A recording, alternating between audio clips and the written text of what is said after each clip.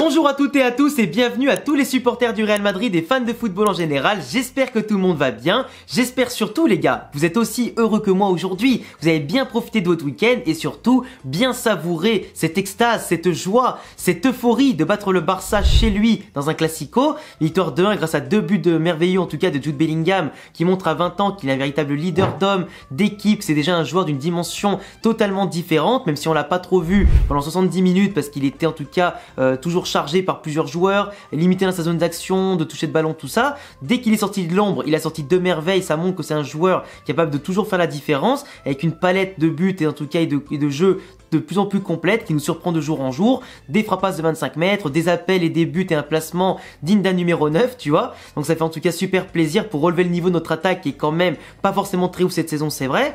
Le Barça qui avait manqué d'efficacité, on leur a offert un but et après derrière, ils ont pas marqué sur leurs propres occasions et actions, mais le Barça, tu vois, avec un Xavi qui avait quand même gagné la bataille tactique sur Ancelotti qui a pris sa revanche tactiquement avec les changements qui ont fait la diff comme Rosselló, Modric et surtout Camavinga, mais le Real a quand même joué que 20-25 minutes pour faire la différence. Donc imaginez le Real dans un meilleur jour, ce serait quand même beaucoup plus intéressant. Mais ce qui compte, c'est la victoire. Premier de Liga, égalité avec Gérone, 4 points d'avance sur le Barça qui en plus se fait passer devant par l'Atlético qui a encore un match en moins à jouer. Et de l'autre côté, on est encore aussi premier en Ligue des Champions. Donc le Real a une dynamique plus que positive cette saison. Mais dans le lot de tout ça, d'ailleurs j'ai fait le débrief du match du Classico sur la chaîne juste après le match. Donc si vous l'avez pas vu, c'est disponible bien sûr sur la chaîne YouTube. Je vous laisserai la regarder après cette vidéo là.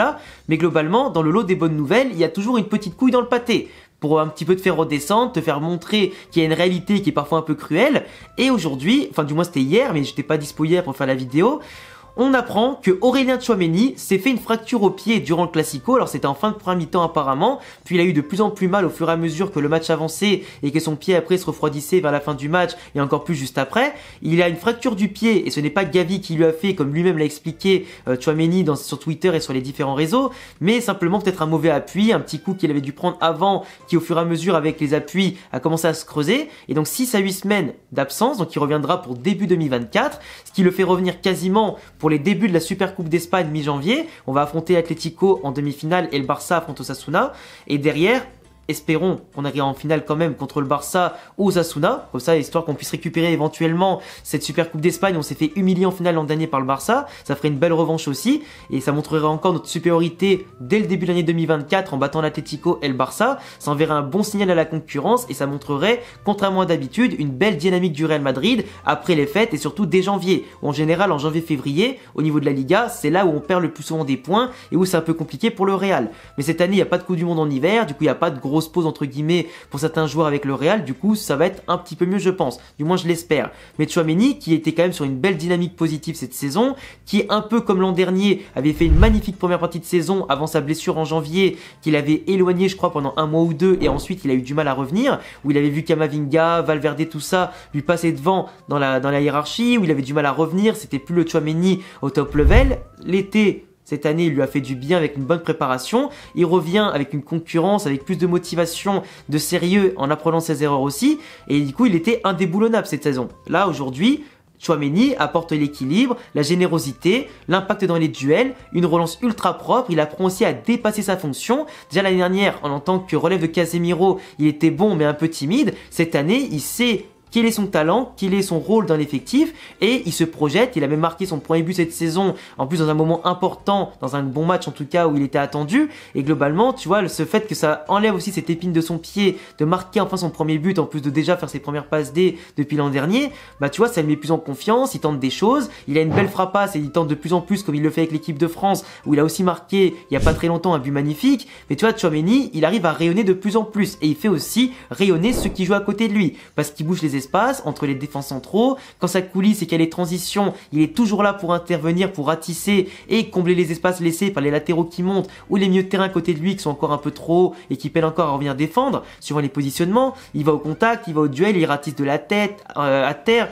C'est un technicien qui est très très bon avec un volume de jeu qui est exceptionnel et pour moi tu vois c'est quand même une perte importante. Mais par contre on peut dire que sa blessure tombe entre guillemets à pic parce que même si globalement tu n'as pas de bon moment pour perdre un cadre de ton effectif et en plus de ton 11 de départ, là actuellement le Real est quand même premier de Liga, premier de Ligue des Champions, n'est qu'à une victoire et quelques de se qualifier pour les huitièmes de finale en tant que premier du groupe. Du moins, il faut gagner contre Braga et ne pas perdre ensuite contre Naples, et c'est dans la poche. Mais de l'autre côté, en championnat, tu vas affronter 9 ou 10 adversaires entre temps avec sa blessure pendant 2 mois. C'est des adversaires qui sont largement à ta portée vu la dynamique positive du Real. Alors oui, le 4-4-2 et surtout Jude Bellingham cache un peu la misère de production du jeu à des moments, mais on a la force offensive quand même pour briller. Si Ancelotti et le Real se décident enfin à gommer les lacunes de la défense où on prend trop de buts sur les centres et des erreurs d'inattention mais qui est monumentale, surtout au Classico comme on l'a vu avec Alaba et Tchouaméni qui ont été malheureusement complices entre le 1-2 malheureux de Tchouaméni et l'intervention catastrophique d'Alaba. Mais le Real arrive quand même à défendre. Globalement, on arrive quand même à défendre, on prend trop de buts à mon goût, mais ça reste quand même mieux que les saisons précédentes, ça y a pas photo là-dessus.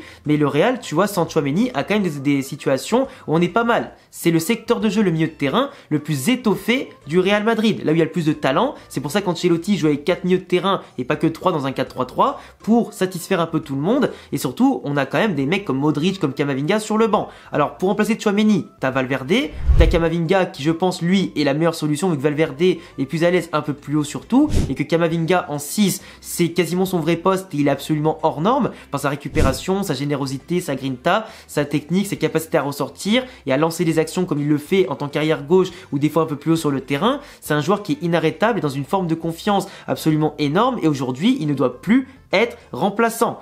Peu importe où, et si possible au milieu de terrain et pas arrière gauche, même si bien sûr c'est le meilleur arrière gauche qu'on a aujourd'hui par rapport aux autres qui sont arrière gauche de métier, Mendy et Fran Garcia. Camavinga, en étant repositionné par ses compétences, son profil et son intelligence aussi, il est largement au-dessus des autres et ça c'est quand même un fait plus qu'établi, même si on préfère plus haut sur le terrain bien sûr. Donc pour compenser Tchouaméni, on a quand même d'autres solutions, même si à Kroos aussi tu peux mettre en 6, mais dans certains matchs où il y a beaucoup d'intensité, de vitesse à compenser et tout ça, c'est un peu compliqué. Après dans les matchs où tu as beaucoup la possession, c'est bien sûr plus facile pour Kroos d'organiser le jeu, gérer le tempo et assurer l'équilibre avec des milieux de terrain devant lui comme Kama ou Valverde qui peuvent exploser tout ce qui peut passer devant lui, tu vois, devant eux et profiter après des occasions, ouvrir les espaces, etc., faciliter les transitions.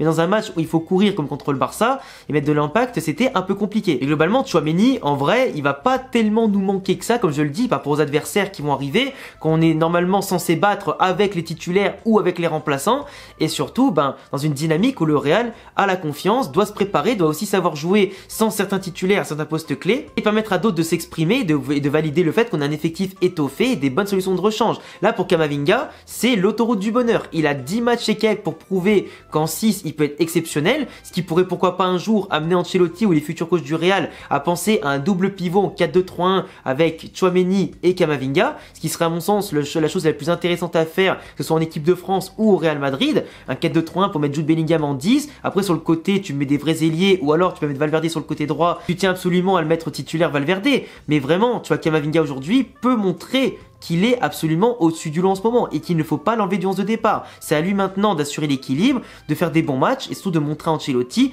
pourquoi il ne faut plus l'enlever du 11 de départ. Je souhaite tous un bon rétablissement à Tchouaméni qui on espère reviendra en forme pour la Super Coupe d'Espagne et qui récupérera sûrement sa place. En attendant, c'est aux autres de briller, de faire la différence et puis on se retrouve à très vite en tout cas pour de prochaines vidéos les gars pour l'actualité Real Madrid. Donc je vous laisserai vous abonner, cocher la cloche, mettre un petit pouce bleu. J'attends tous vos avis sur le sujet et la blessure de Tchouaméni, qui pourrait le remplacer, qui doit le remplacer absolument. Est-ce que vous pensez que le Real va beaucoup souffrir ou pas de son absence? Dites-le moi en commentaire et à bientôt les gars pour prochaine vidéo. Ciao.